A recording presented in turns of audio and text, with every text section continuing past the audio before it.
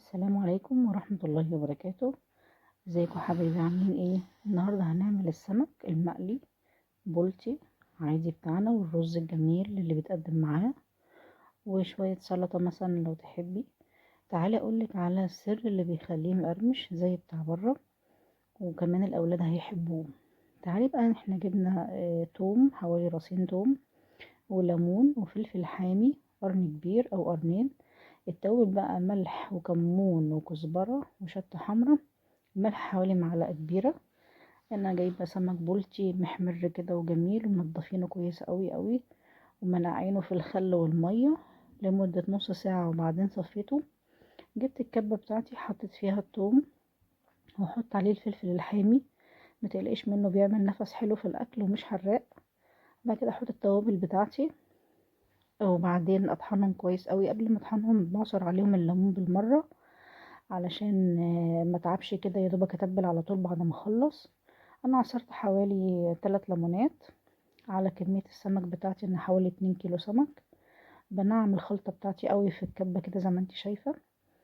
وبعدين بتلاقيش بقى اثار للتوم كده، كلها ناعمه خالص. اديتها كده خط بالسكينه يمين وشمال علشان ادخل الخلطه فيه.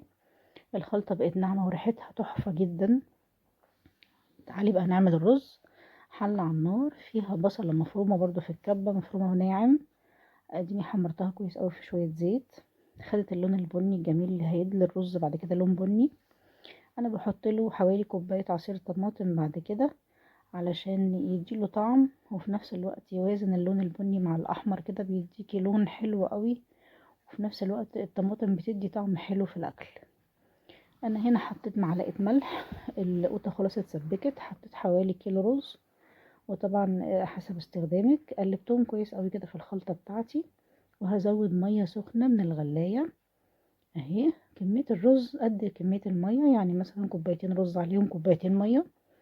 انا هقلي السمك بقى. هنا حطيت دقيق ومعلقتين نشا وتوم بودرة وشوية شطة. ماشي، هنا بقى بدرت السمك بالملح كده بقى، والتركة بتاعتي احطه في مية دقيقة ثانية يا ربي، ورحت حطاه في زيت سخن على النار.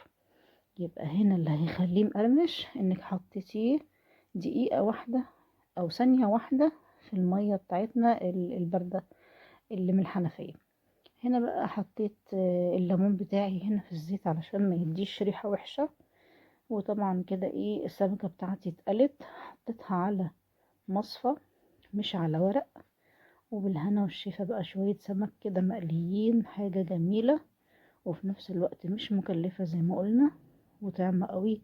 وكل الاولاد اللي بيقولك انا بحبش السمك هياكلوه بالهنا والشفا.